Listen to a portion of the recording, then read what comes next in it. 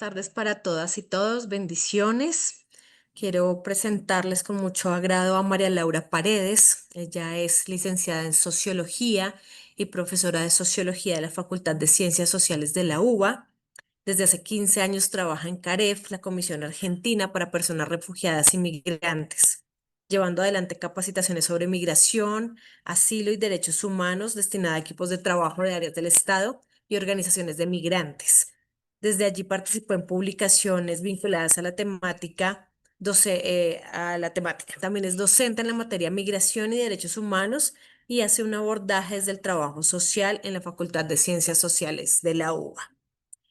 Muchas gracias, Laura, por aceptar esta invitación. Es para nosotros y nosotras un gran momento en el que estamos en estos tiempos.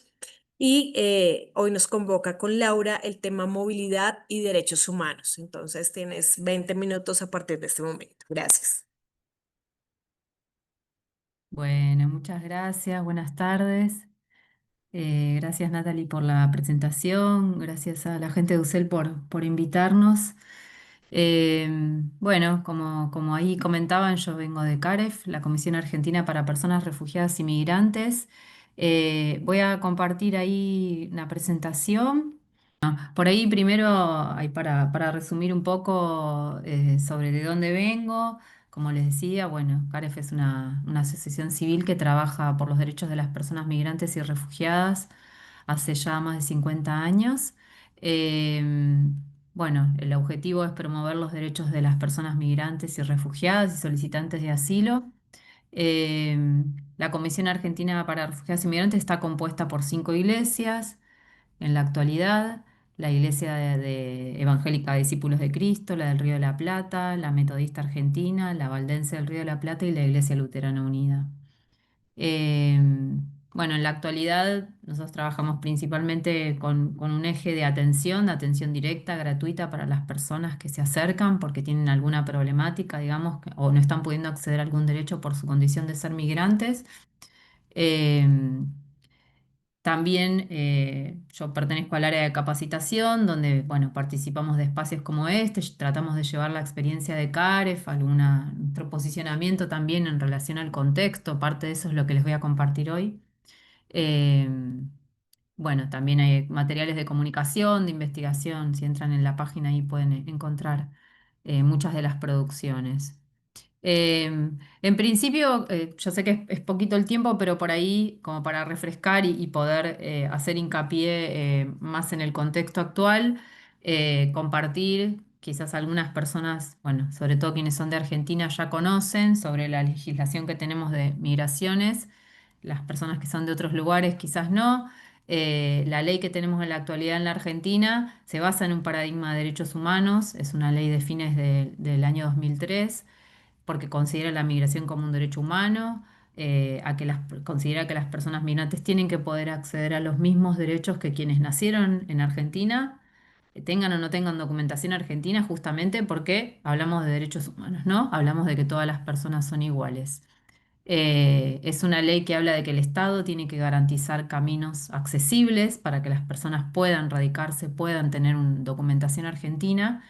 eh, y cuando la persona no tiene el documento argentino o no pudo sacarlo por diferentes motivos, bueno, es importante ahí que justamente la ley habla de que es el Estado quien debe garantizar el acceso, digamos, a la documentación, ¿no? Como decía antes, brindar los caminos posibles para que las personas puedan obtener la documentación argentina y no quedar en una situación irregular o bueno, lo que comúnmente se conoce por ahí, que es una palabra que nosotros también tratamos de no utilizar. Justamente esta ley también habla de que las personas, si no tienen la documentación del país al que migraron, no son ilegales, sino que están en una situación irregular. Su documentación es una cuestión administrativa, ¿no? No un delito.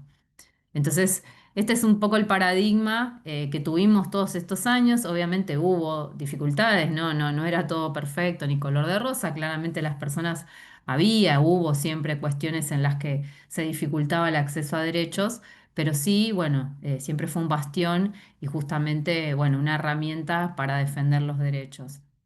En la actualidad, También ahí voy a estar resumiendo mucho, pero bueno, también quienes están acá por ahí lo tienen bastante claro, quienes no están acá, bueno, contar que estamos en un contexto bastante complejo hoy en día, bueno, con una fuerte crisis económica, eh, donde en los últimos años se desmantelaron, bueno, varias funciones que cumplía el Estado o áreas de Estado, entre ellos, bueno, muchos programas sociales bueno, o quedaron, digamos, quedaron desfasados con lo que es la inflación en Argentina. Entonces, si son, digamos, se le brinda a la persona alguna cuota de dinero, bueno, es un monto que hoy en día es ínfimo. Las políticas de derechos humanos también se encuentran en riesgo, muchas de ellas.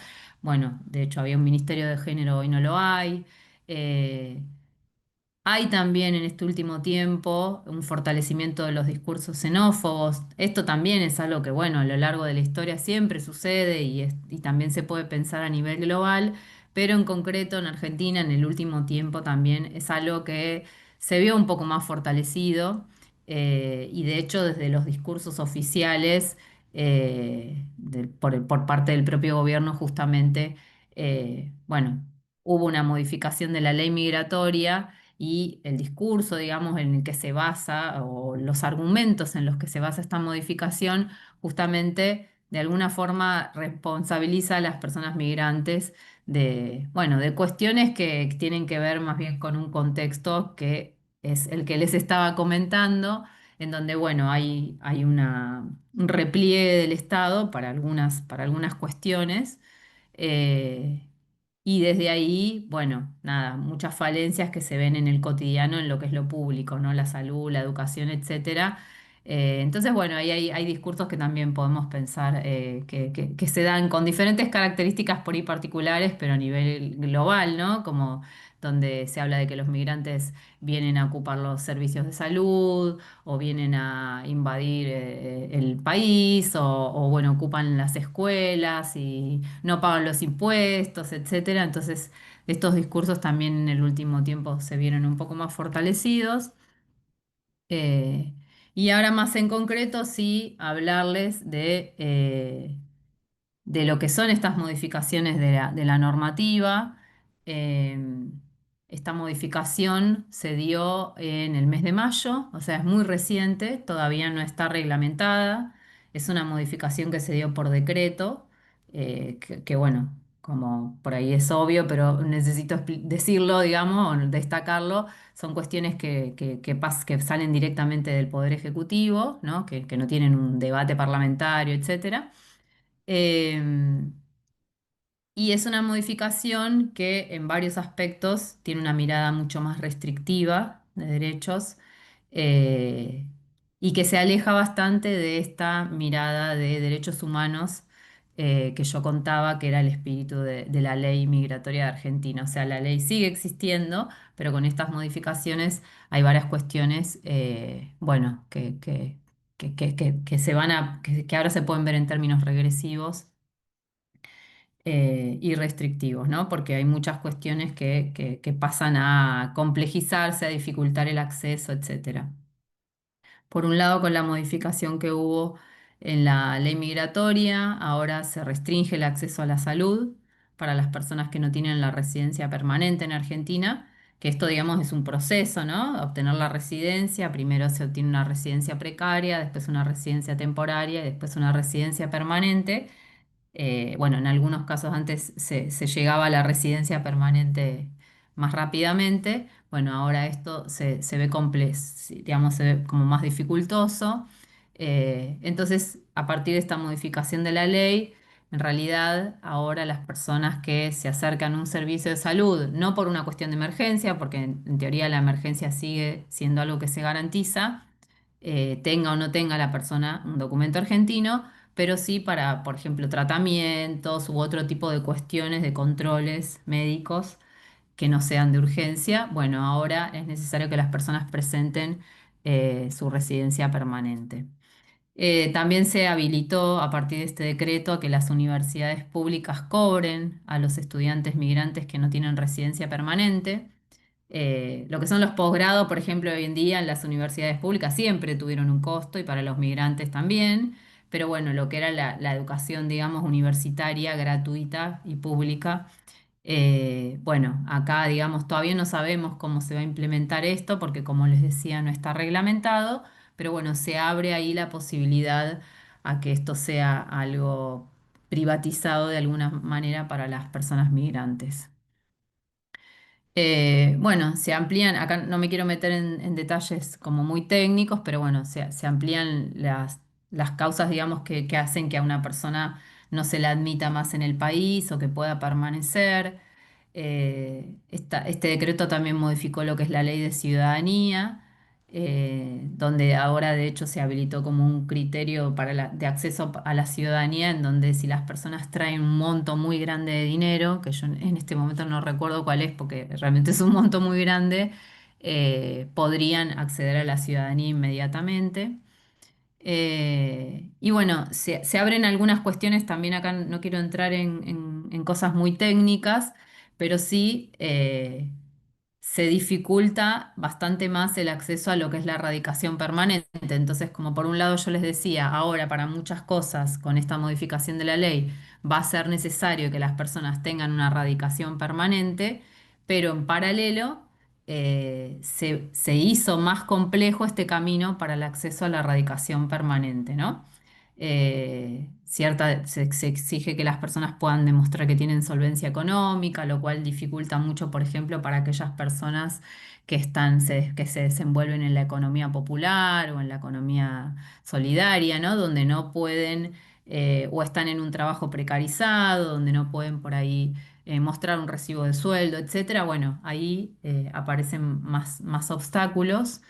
Eh, entonces, bueno, estas son un poco las cuestiones que aparecen.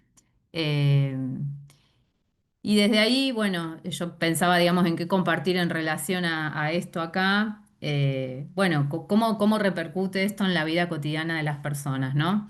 Eh, Porque bueno, si bien como les decía es algo muy reciente, son unos meses que tenemos de este decreto, bueno, en el cotidiano en concreto esto se ve, se observa, como les decía antes también, digo, en la atención que tenemos en CAREF, las personas se acercan, cuentan sus problemáticas, etcétera, o en los espacios también en las charlas que damos, y bueno, aparecen ya situaciones concretas en donde se ve en el cotidiano de la vida de los y las migrantes, cómo afecta este decreto y cómo afecta este contexto.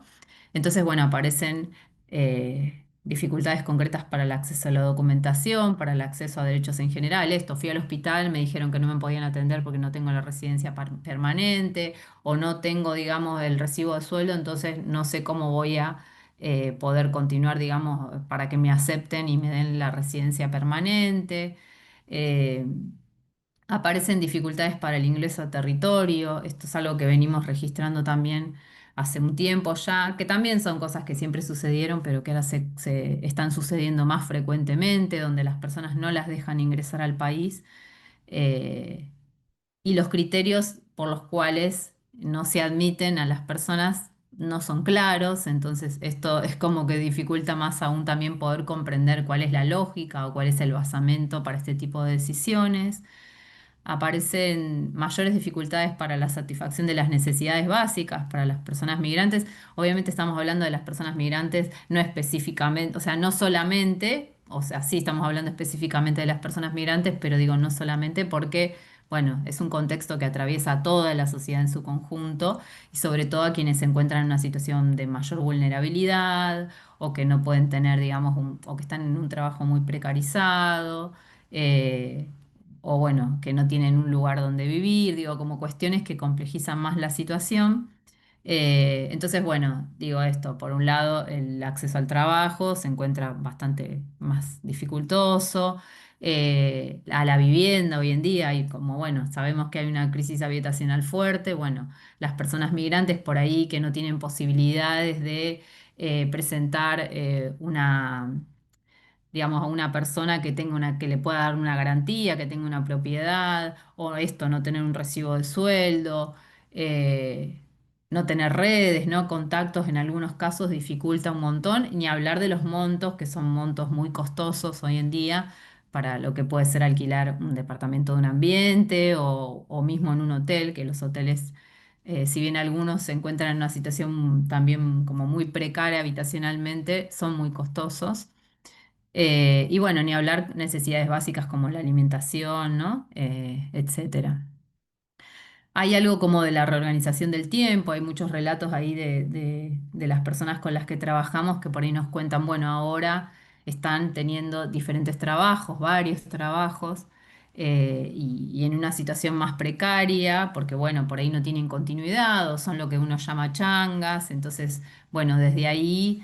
eh, esto implica que tengan que destinar mayor tiempo a esta búsqueda, digamos, de un ingreso para poder satisfacer necesidades básicas. Desde ahí hay algo interesante que está sucediendo también, es que los propios por ahí referentes de organizaciones de migrantes, personas que venían militando la cuestión, ¿no? Y que trabajaban mucho por la defensa de los derechos, eh, de ellos, de esa población, bueno, hoy en día por ahí están teniendo que dedicar mayor tiempo a poder, digamos, subsistir, digamos, económicamente y no por ahí organizarse, ¿no? Gestionar espacios colectivos, etcétera. Eh, Esto es un poco retomando lo que decía antes, ¿no? Hay algo del recrudecimiento de las situaciones de violencia, de discriminación, de xenofobia, hay algo como un discurso que está más habilitado a este tipo de cuestiones, de maltrato, ¿no? De vulneración de derechos. Entonces, más allá de lo que diga el decreto, o sea, obviamente no es que tiene que ver específico solamente con el decreto, sino con un contexto que de alguna forma habilita esa violencia. Y ahí importante atender a los grupos más vulnerabilizados, ¿no? Pensaba, por ejemplo, la población trans que se encuentra en situación de prostitución a veces, o digamos que, bueno, que obviamente es una población que ya de por sí se complejiza mucho el acceso al trabajo, eh, ni hablar, bueno, quienes por ahí no hablan el idioma castellano o las personas donde, digamos, aparecen cuestiones también de racismo, en donde, bueno, según el color de piel van a recibir menores situaciones también de maltrato, ¿no? Lo que uno podría decir las intersecciones que aparecen ahí, ¿no? En donde claramente hay muchas variables que convergen, el género de la persona, la edad, el nivel educativo, los recursos económicos que posea, las mismas redes, su orientación sexual, digo, un montón de cuestiones, su nacionalidad, que tenga o no tenga la documentación, un montón de cuestiones ahí que pueden converger, y bueno, generar diferentes situaciones de mayor o menor vulneración de sus derechos. El temor a la persecución también es algo que aparece muy fuertemente y esto también lo escuchaba de algunos referentes por ahí de organizaciones o esta idea de que por ahí ahora, bueno, si voy a una marcha, por ahí es peligroso que vaya a una marcha porque mirá si me deportan, ¿no? Como hay algo ahí del control que aparece en concreto de esta población y los temores, ¿no? Los temores de que la situación pueda ser mucho más delicada y compleja. Y bueno, y la falta de espacios, ¿no? La falta de espacios institucionales, o esto, como decía hace un rato, ¿no? El repliegue del Estado en algunas cuestiones que tenían que ver con poder garantizar derechos, bueno, implica que hay muchos menos lugares a los que poder acudir. Las propias organizaciones más de base, que son un sostén muy fuerte en los barrios, ¿no? En los espacios más territoriales, los comedores, ¿no? O el lugar donde las personas se puedan acercar y tener un espacio ahí de contención. Bueno, también en este desmantelamiento de los programas sociales, muchas de estas organizaciones de base, muchos de estos espacios colectivos, solidarios, perdieron recursos como para poder sustentarse, entonces desde ahí también se pierde, digamos, esa red, ese sostén, para muchas personas.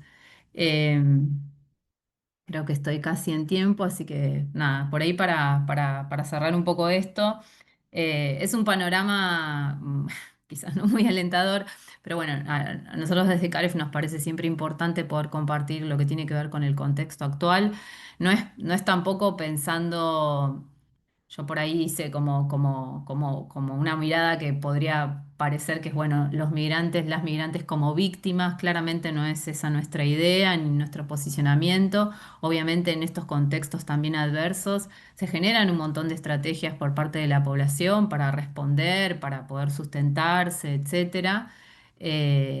pero bueno, sí es importante visibilizar, bueno, lo que está sucediendo y estar atentos, atentas a cómo se viene complejizando la cuestión, porque también consideramos que esto, que la educación o la salud, que son bastiones históricos, digamos, en nuestro país, en Argentina, como algo público, cuando se comienza a privatizar para algunas personas y no para otras, ¿no? Y esta idea de generar ciudadanos de primera, ciudadanos de segunda, de tercera, etcétera, bueno, claramente son caminos que sabemos que nos llevan a un ámbito democrático, ni de integración, ni a una mirada, ¿no? de derechos humanos. Y sabemos que, bueno, que son políticas que no es que son nuevas, ¿no? Que suceden en otros países.